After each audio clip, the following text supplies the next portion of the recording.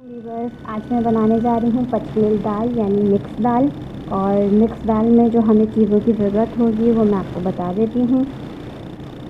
सबसे पहले ये बहुत सिंपल तरीक़े से पकेगी मगर बहुत मज़े की होगी। ठीक है, तो पचमेल दाल में 5 दालें हमारे पास हैं।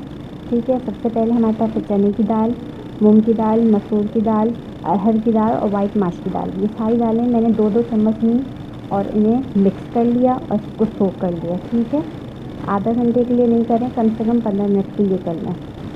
इसके अलावा मैंने पानी ले लिया है ताकि मैं इसे डाल के पकाना शुरू करूँगी। उसके अलावा जो चीज़ें दाल में डलेंगी वो हमें चाहिए होंगी लहसुन अदरक तकरीबन 1 चम्मच, 1 खाने का चम्मच। ठीक है, प्याज हमारे पास छोटी मीडियम होगी, छोटी ले लें आप। ठीक है, उसको स्लाइस कर लीजिए। इसके अलावा हमारे पास हल्दी हो गए ½ टी स्पून, पीसी मिर्च हमारे पास होगी 1 टीस्पून, कम ज़्यादा आप कर सकते हैं। नमक हद से ज़रूरत, वैसे मैंने 1 टेबल स्पून लिया है। ठीक है, इसके बाद जब ये हमारी दाल कुक हो जाएगी तो हम उसके बाद जो कुक होने के बाद जो हमारे पास चीज़ें जाएंगी वो है अदरक बारीक कटी हुई स्लाइस में। ठीक है, हमारे पास है सोया। ठीक है, अगर सोया ना हो आपके पास तो आप पुदीना भी इस्तेमाल कर सकते हैं, मगर सोया का टेस्ट बहुत अच्छा आता है इस दाल में। इसके अलावा हमारे पास हैं 5-6 हरी मिर्चें, आप ज़्यादा ले सकते हैं। जब हमारी दाल कुक हो जाएगी, घुट जाएगी, तब हम ये तीनों चीज़ें डालेंगे। फिर उसके बाद हम भगार करेंगे। अब हम दाल पकाना शुरू करते हैं। सबसे पहले हम पतीले में दाल डालते हैं। हमने सारी दाल डाल दी जो हमने सोक करके रखी थी।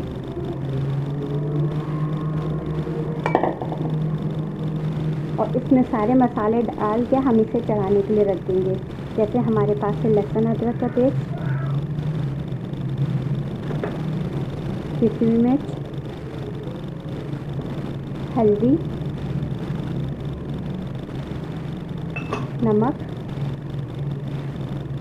और प्याज, ये सब चीज़ें हम डाल के पानी और डालेंगे जिसमें ये दाल कुक हो जाए और इसको हम घोट लेंगे। आप प्रेशर कुकर में भी बना सकते हैं।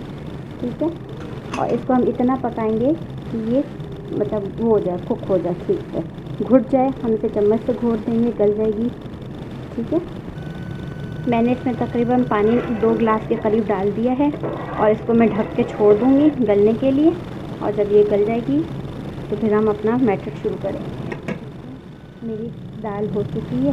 ठीक है, मैंने इसको इतना हाथ से घोट दिया है कि देखें इसमें कोई भी दाल आपको सेके अलग अलग नज़र नहीं आएगी, सब मिक्स हुई है। ठीक है, इसको मैंने अच्छे से घोट दिया और अब मैंने इसको गाढ़ा भी नहीं रखा हुआ है। देखें ये थोड़ी सी पतली भी है। ठीक है, अब इस स्टेज में मैं क्या करूँगी, सबसे पहले मैं अदरक डाल दूँगी। ठीक है, इसके बाद मैं हरी मिर्ची डाल दूँगी, आप 2 पीस करके भी डाल सकते हैं। और इसके अलावा मैं इसमें सोया शामिल कर दूँगी। ठीक है, ये देखिए सोया आप कम ज़्यादा कर सकते हैं। अब इसको मैं चम्मच से चला के और मुश्किल से 2 से 4 मिनट इसको दम देकर चूल्हा बंद कर दूँगी और इसके बाद उसके ऊपर भगार दे दूँगी। भगार के लिए हमें जो चीज़ों की ज़रूरत पड़ेगी वो मैं आपको बता देती हूँ।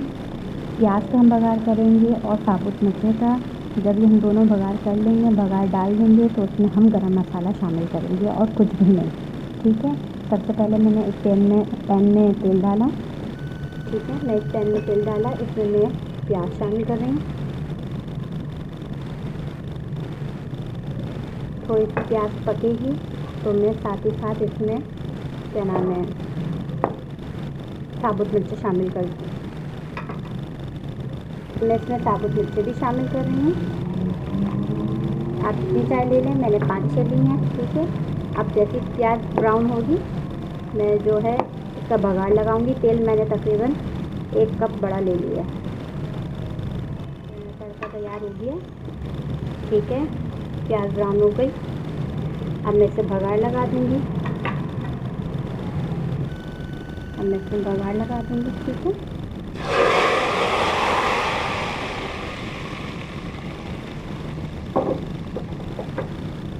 और मैं इसके अंदर 1 टीस्पून के करीब गरम मसाला शामिल करके सिर्फ 1 हाथ चम्मच से चलाऊंगी। ठीक है, 1 हाथ से ये चलाया और इसको फ़ौरन ढक के रख दिया ताकि गरम मसाले की खुशबू इसके अंदर आ जाए बिल्कुल ठीक तरीके से।